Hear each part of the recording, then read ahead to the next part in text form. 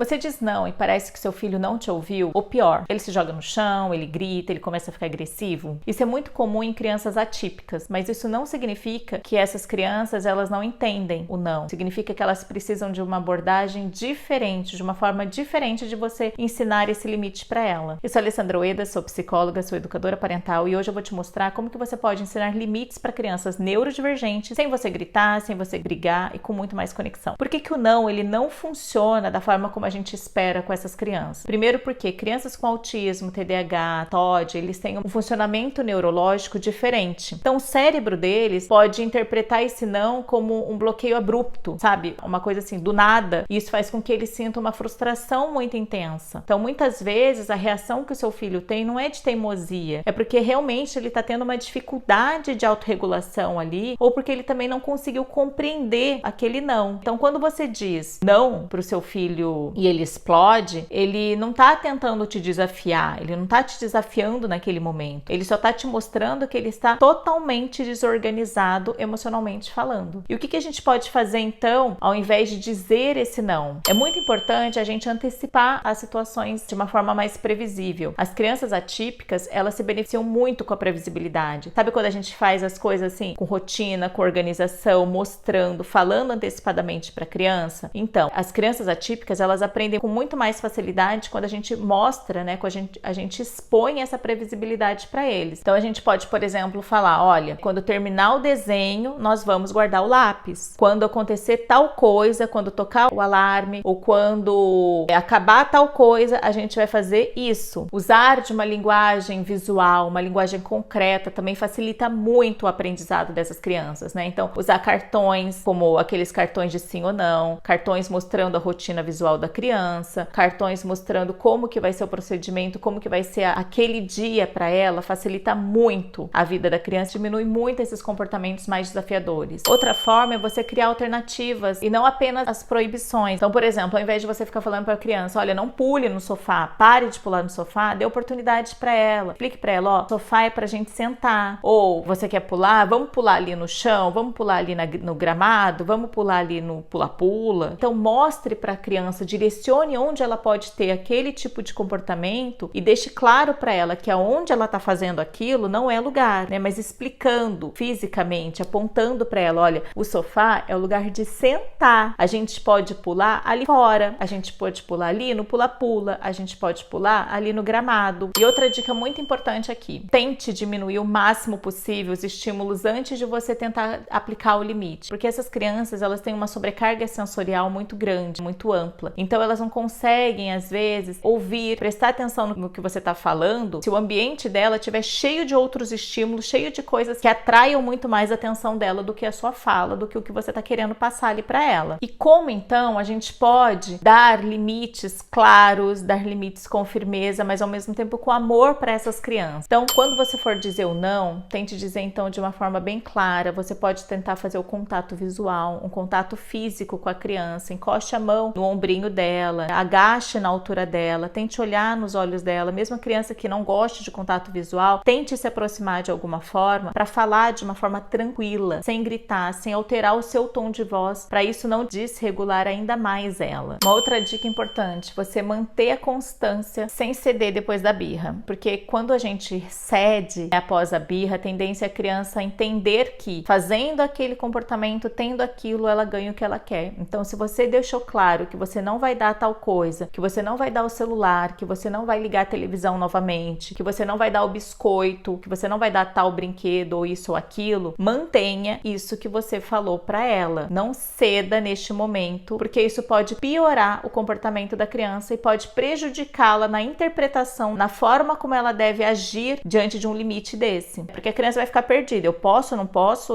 A mamãe falou não, de repente ela me deu. Então isso vai confundindo a cabecinha da criança. Algo muito importante também é você validar, né, o que ela tá sentindo ali, mesmo mantendo o limite. Você pode falar para ela, eu sei que você queria brincar mais, eu acho que seria legal, mas agora o tempo acabou. Então fale sobre o que você acha que a criança tá sentindo naquele momento, mas deixa claro que o limite ali já foi dado. E reforce imediatamente quando o comportamento da criança for positivo. Você ficou bravo, mas você conseguiu guardar. Isso é muito importante para a criança perceber que aquele comportamento é um comportamento bom, é um comportamento que pode ser repetido. E lembre-se, gente, sempre, as crianças atípicas, elas podem sim aprender sobre limites, mas isso precisa ser feito com uma abordagem mais respeitosa, uma abordagem mais sensível, uma abordagem adaptada ao jeito que essa criança aprende e que ela percebe o mundo. Se esse vídeo te ajudou, então curta, compartilhe com outros pais que vocês acham que podem se beneficiar deste assunto. Eu te espero então no nosso próximo encontro. Beijos, até mais!